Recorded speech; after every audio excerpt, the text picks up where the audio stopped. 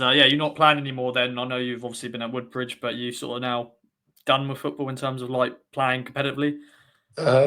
Yeah, I'd say so. To be like I just said, after I've done my ACL, I've fractured my ankle, both ankles. I've had 3 knee operations.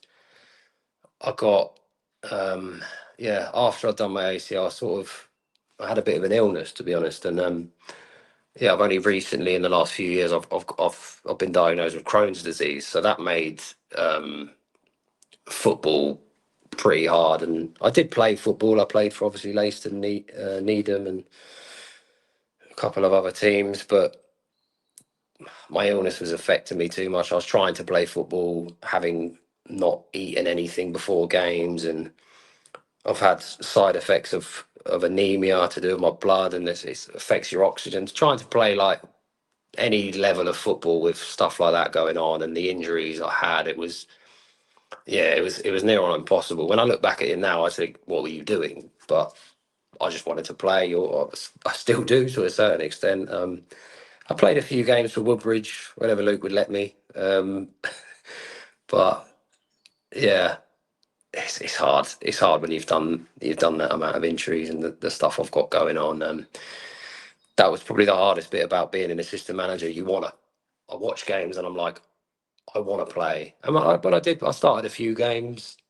Did o- did okay. You'll have to ask some of the other players whether they think I actually did okay or not. But it's hard being an assistant manager and playing with players as well who you've got to critique. And because I was sort of already at Woodbridge, like I said, they're your mates as well, and it was a bit of a weird dynamic to try and be an assistant and play and sort of get on with everyone. But yeah, I still want to play football, but I don't think it's probably the best idea. But yeah, it's always that sort of buzz to play proper 11-a-side football. Don't think that'll ever leave me, to be honest. Yeah, I can imagine when you've been playing one football once, you'll always play again, and stuff like that. And is it okay to sort of just briefly talk about the Crohn disease? That's still something that affects you right now? You having to take stuff for it? Yeah, I have to go up the hospital regularly. I have blood transfusion every 6 months or so. Um, yeah, it's something that you can't cure, so it will be with me the rest of my life. It affects my life in every way you can. It affects my job to a certain extent. It affects my social life. Playing football, it's something you have to manage very well. And I don't really speak about it a lot, to be honest. But maybe it's relevant to this. Maybe why I didn't play as much football as I should. Um, yeah, it's hard, but I probably had it from when I was 21, 22. So I've had it for well over 10 years now. So I definitely manage it a lot better. But yeah, playing football to any decent level is, yeah, it wouldn't happen at the moment anyway. Yeah, yeah. So thank you so much for sort of being honest and sort of letting us know about that. And because obviously, as I say, I always love to do these chats to sort of find out how players are doing now. Players who played 200, 300 games of town, but even players who just played a few times, and obviously a local lad as well.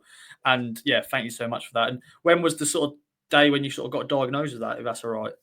So I got properly diagnosed, or properly diagnosed, sorry, when I was maybe 26. But I was, it's something, if you don't manage your symptoms, you're very ill. So I was the years period. You know what men are like; they don't want to admit if there's anything wrong. You don't want to go and get stuff sorted out. And I had my girlfriend or fiance, sorry, like begging me to go and do stuff, but I don't tend to complain about a lot. And I probably had it from when I definitely had it from when I was 21.